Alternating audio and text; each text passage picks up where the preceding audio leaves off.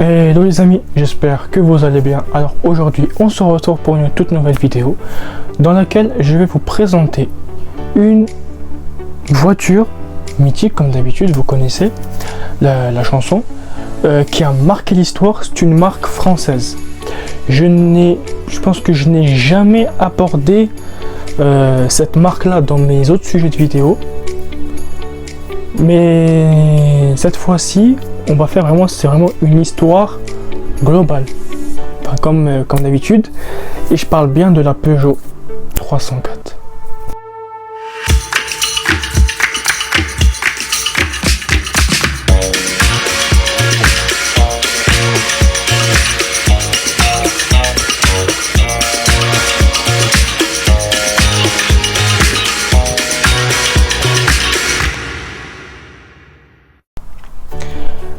Mais avant qu'on commence la vidéo, je tenais déjà à vous remercier pour les 135 abonnés sur YouTube.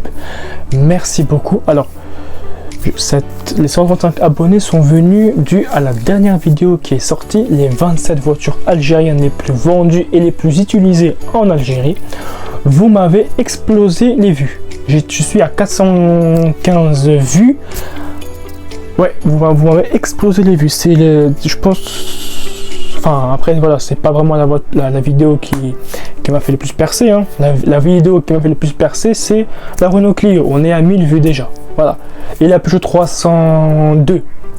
Mais vraiment, merci beaucoup pour les 135 abonnés. Je vous en remercie. C'est vraiment. Voilà, je n'arrive pas à y croire. En fait, sur TikTok. Voilà, c'est rapide les abonnés, mais sur YouTube, voilà, ça prend du temps. Voilà, en fait, sur YouTube, c'est du travail. Voilà, il faut travailler pour avoir une communauté qu'on mérite. Donc, merci beaucoup. Et aussi, je reçois aussi vos messages sur Instagram, sur YouTube. Merci beaucoup, c'est pour vos messages. Les commentaires haineux là, qui me disent oui. Je regarde trop mes notes, ou alors je regarde trop mon ordinateur. Alors mon ordinateur, il n'y a pas d'ordinateur là, d'accord. En fait, je vais vous dire un truc, le fait de regarder tout le temps la caméra, c'est une question, en fait, ça me stresse. Du coup, j'aime bien regarder un peu en bas, un peu, voilà. Mais il n'y a pas d'ordinateur, il n'y a rien du tout. Des fois, je regarde un peu par là, c'est voilà ce que... C'est des yeux qui se baladent, on va dire. Mais voilà. Une autre demande qu'on m'a interpellé, c'est il y a des personnes qui veulent s'abonner à mon compte mais qui n'arrivent pas à trouver ma chaîne. Alors les gars, je vais le faire avec vous, hein. Regardez, je suis sur YouTube, vous marquez directement le passionné automobile, vous faites recherche et vous allez voir qu'est-ce qui va s'afficher là. Normalement, si vous voyez, il y a marqué la passion automobile et moto. Ça, c'est pas moi. Si vous descendez encore, bah là vous allez avoir les shorts. Il y a marqué passion auto. En tout cas, ça c'est mes recherches à moi, hein, mais il y a marqué passion auto. Ce n'est pas moi. Vous descendez. Il y a marqué la passion automobile. Ce n'est pas moi. Moi, c'est le passionné automobile avec une photo de moi avec une Peugeot 308. Je vais vous montrer. Là, il y a l'autopassion, ce n'est pas moi, parce qu'il y a beaucoup de comptes, donc voilà. Et voilà, le voici. Ça, c'est mon compte. Voilà mon compte YouTube. Je vous le mets là. Voilà. Ça, c'est mon compte YouTube. Donc là, vous avez bien la photo de profil. C'est moi avec une Peugeot 308. Et je suis à 135 abonnés, donc ça sert à rien d'aller voir ailleurs. C'est vraiment celui-là, mon compte. Donc là, voilà, vous avez tout. Voilà, ça c'est vraiment mon compte. Donc voilà, ça c'est celui-là mon compte YouTube. Donc comme je vous disais, hein, la dernière vidéo qui est sortie, il y a eu plus de 418 vues. Et on a eu les 418 vues en même pas 2 jours. Même pas 2 jours. Donc c'est vraiment extraordinaire et ça je vous en remercie. Vous avez regardé mes vidéos, vous avez regardé la vidéo, pardon, vous avez commenté, vous avez pris, voilà, Alors moi, vous savez, c'est pour ça que je suis venu sur YouTube, c'est pour vous apporter du contenu, c'est pour vous partager un peu ma passion. Voilà, les voitures, c'est toute ma vie. J'aime les voitures, j'aime voilà la mécanique. Même si voilà, je bricole pas beaucoup, mais voilà, c'est quelque chose qui m'intéresse. Je regarde beaucoup d'émissions.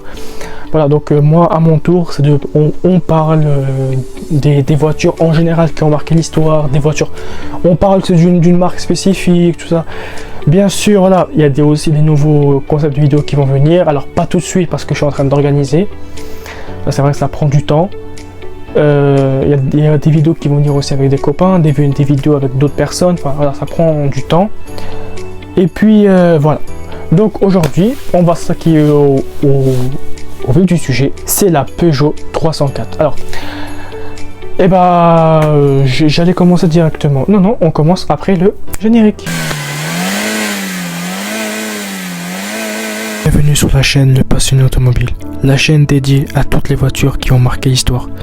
Des légendes des années 60 aux icônes oubliées. Ici, on plonge dans l'univers des modèles mythiques. Leur histoire, leur performance et ce qui les rend uniques. Si tu es passionné de belle mécanique, de design intemporel et d'anecdotes croustillantes, abonne-toi et embarque avec nous dans ce voyage à travers le temps. Alors abonne-toi, nouvelle vidéo chaque semaine. La Peugeot 304, c'est une voiture française. Si je regarde là-bas, c'est l'image. Hein. Et si vous voulez, je déplace carrément le truc. La Peugeot 304, c'est une voiture moyenne de catégorie 7 chevaux. Elle est produite par le constructeur français Renault de 1969 à 1980. Alors, cette voiture-là, quand vous la voyez un peu extérieure à l'extérieur de la voiture, voilà, il y a eu plusieurs coloris. D'accord, on a eu du vert, on a eu du bleu. Enfin, les couleurs qu'on retrouve maintenant, hein, ça n'a pas changé. Des fois, on avait des véhicules qui avaient une peinture métallisée ou des voitures un peu, des peintures normaux. La 304 est une variante allongée et modernisée de la 204, lancée en 1969. En même temps que la Renault 12. La Renault 12, je vous en ai déjà parlé dans une précédente vidéo. La Renault 12, c'est sa principale concurrente. La face avant, équipée de phares plus un trapézoïdo, est inspirée, donc regardez bien la face avant, est inspirée par celle de la 504, sortie un an plus tôt que celle-là en 1968. À l'arrière, c'est vraiment uniquement pour ces voitures-là, donc les berlines on les appelle, le port à faux est plus long sur des feux arrière différents. Cependant, pour les versions break, parce qu'il y a eu plusieurs modèles sur ces véhicules-là, la longueur elle est identique, ainsi que les blocs où les feux sont identiques. Voilà. Donc voilà, cette voiture-là, elle a fait plus de 1 178 425 exemplaires. Elle a été, alors son usine d'assemblage c'est à Sochaux et à Mulhouse. Cette voiture-là, vraiment, elle a explosé, on va dire. Et c'est vrai qu'à l'époque, elle a explosé le nombre de records de vente à son époque. Parce que les gens étaient admirés par sa simplicité à la conduite, mais aussi vraiment les choses simples. Voilà. Je ne dis pas que maintenant, voilà, avec les voitures hyper connectées qu'on a maintenant, voilà, oui c'est bien, mais moi en tout cas, pour moi, je ne suis pas encore apte à m'attacher encore avec ces technologies là. Moi je suis quelqu'un de hyper simple, j'aime voilà, quelque chose de simple. On n'est pas venu ici, on n'est pas, c'est vrai qu'à l'époque il n'y avait pas les anciennes voitures n'avaient pas de radio, après ça a évolué, mais des choses simples, un volant, les boutons principaux, une petite boîte à gants, ça suffit largement. On n'a pas besoin d'une voiture vraiment remplie de boutons électroniques. Voilà. Vraiment, c'était vraiment une voiture vraiment qui donnait envie et qui a vraiment a fait fureur à son époque. Donc, quand vous regardez un petit peu la face avant cette voiture-là, vous voyez vraiment l'ancien équipement de l'époque avec les anciennes jantes, la ligne chromée. Alors la photo que j'ai ici, c'est vraiment, il y a une ligne chromée qui donne un style au véhicule. Si je retrouve la même image que j'ai prise, bah, je vous la mettrai, parce que je pense pas que je vais la retrouver, mais bon, je vais essayer. Les petits rétroviseurs chromés de l'époque. Alors il faut savoir que si je dis pas de bêtises, il n'y a pas de rétroviseur central, donc il n'y a pas de rétroviseur à l'intérieur, c'est juste sur les côtés. Et à l'époque, il n'y avait pas de rétroviseur, il y avait juste un seul à l'époque. Il y avait juste le côté conducteur, côté passager, il n'y avait pas. Mais à son époque, il y avait. Même l'intérieur, alors l'intérieur, c'était quoi? C'était vraiment typique cuir couleur marron. Couleur marron. Là, vraiment, la couleur sur ces véhicules-là de l'époque, le cuir, c'était du marron cuir. Voilà. C'est vraiment une voiture, voilà, qui, pour moi, je vous dis honnêtement, ce véhicule-là, moi, il me donne envie, elle me donne envie tout de suite, hein, de la conduire. Hein. C'est pas, vraiment, moi, je la trouve hyper belle, et je sais que voilà, j'ai regardé des avis sur internet. Même, il y avait encore les anciens avis de l'époque qui sont revenus maintenant. Carrément, je vous laisse aller les découvrir. Je ne vais pas vous gâcher la surprise, parce que je sais que dans cette chaîne YouTube, il y a des gens qui kiffent cette voiture là. Donc allez la voir, vous allez voir.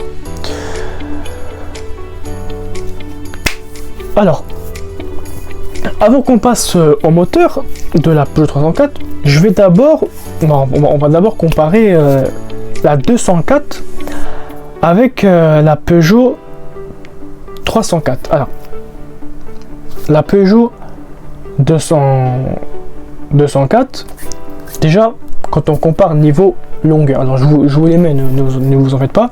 Quand on regarde un petit peu, il y en a une qui est un peu plus longue à l'arrière, l'autre est beaucoup plus petite. En fait, alors, plus petite, c'est un grand mot, mais en fait, le niveau de son coffre, vraiment, c'est un peu plus petit que la Peugeot 304. La 304, voilà, c'est la même forme, mais la Peugeot 304, elle est un peu plus longue que la Peugeot 204. Sinon, voilà, vous avez vraiment, bien sûr, c'est pas la même motorisation, bien sûr, parce que entre la 204 et la 304, il y a vraiment une axe d'amélioration en termes de puissance, en termes de moteur. Ça, c'est pareil pour tous les véhicules. Sinon, après, voilà, l'intérieur, vous avez vraiment le strict minimum. Hein.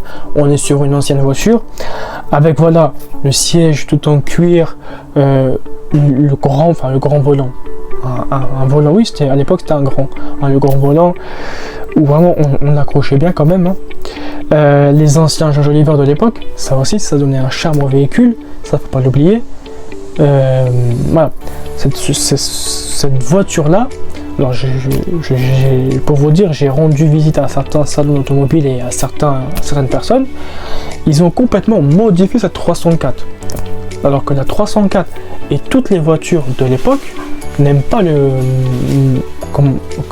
modifiable, on va dire, n'aiment pas. Les anciennes voitures aiment l'originalité. Alors peut-être que les voitures de maintenant, voilà, on peut leur ajouter quelque chose, tout ça, mais les anciennes voitures, il ne faut même pas y toucher, parce que ça, il faut que ça reste une voiture mythique, une voiture qui a son originalité comme elle est sortie à sa sortie d'usine. C'est tout. Voilà. Au niveau moteur, la Peugeot 304 a 4 cylindres en ligne, transversale avant, voilà. C'est transversale avant, bah, le moteur est positionné à l'avant. Alors c'est un moteur essence, hein. Vraiment, vous n'allez pas, vous avez deviné. Sa masse, on est à presque 890. 970 kg. Ouais.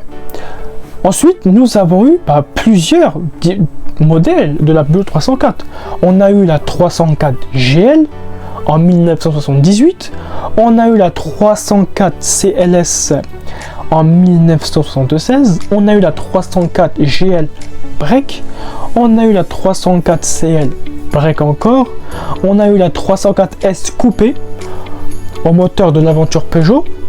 On a eu la 304S coupée, on a eu la 304S encore coupée mais en améliorée, la 304S coupée avec des jantes Dunlop, la 304S cabriolet, la 304 cabriolet à Düsseldorf, j'imagine que c'est en allemand, c'est en Allemagne ça j'imagine. Voilà, en fait on a eu plusieurs modèles, la break, la CLS, la GL, la coupée, c'est ça. Voilà, vous avez plusieurs modèles. Et ces plusieurs modèles-là ont fait fureur à son époque. Voilà. Donc, bien sûr, je vous mettrai l'image, les différents modèles pour les personnes qui ne connaissent pas cette voiture-là. Cette voiture-là, elle a vraiment eu une réputation. Elle a vraiment eu une réputation et vraiment... qu'est-ce qu'on peut dire de plus sur cette voiture-là, si ce n'est qu'elle est magnifique, elle donne envie, enfin... moi, je ne sais même pas quoi rajouter, hein. Voilà, vous connaissez mon amour pour les anciennes voitures. Je n'ai jamais, enfin voilà, je pense que voilà, j'ai toujours eu le même discours pour les mêmes voitures en fait. C'est vrai, de la Clio 1 jusqu'à maintenant, je pense que j'ai gardé les mêmes voitures. J'ai toujours dit, elles sont magnifiques, elles sont belles, enfin voilà, qu'est-ce que vous voulez que je rajoute? Mais sinon, oui, cette voiture-là, elle a fait son époque, elle a impressionné beaucoup de gens, beaucoup de passionnés, beaucoup de clients, elle a impressionné beaucoup de gens pour son âge.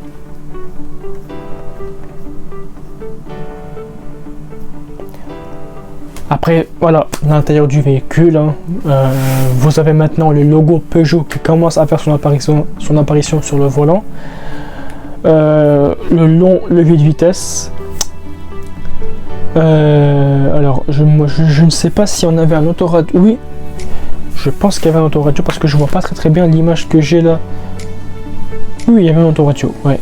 Une petite boîte à gants pour obliger, pour ranger un peu les papiers les papiers par exemple. Voilà, après tout ce qui est les boutons principaux, hein, ça c'est obligatoire. Les petits essuie-glaces aussi. Maintenant voilà, vous avez vu les essuie-glaces, ils sont grands, mais les essuie-glaces de l'époque étaient vraiment tout petits. Et il n'y a pas d'essuie-glaces à l'arrière, il n'y a que à l'avant. Voilà. Dites-vous que voilà, il n'y avait pas d'essuie-glaces à l'arrière. Après, il n'y avait pas d'essuie-glaces à l'arrière. Après, ils l'ont mis à l'arrière. Après, ils l'ont enlevé sur certaines voitures. Voilà. En tout cas, voilà. Donc les amis, c'est la fin de cette vidéo là. J'espère que cette vidéo vous aura plu. Si c'est le cas, n'oubliez pas de vous abonner, de liker, de partager, faites ce que vous voulez. Et moi je vous dis à la prochaine pour une nouvelle vidéo. Tchuss.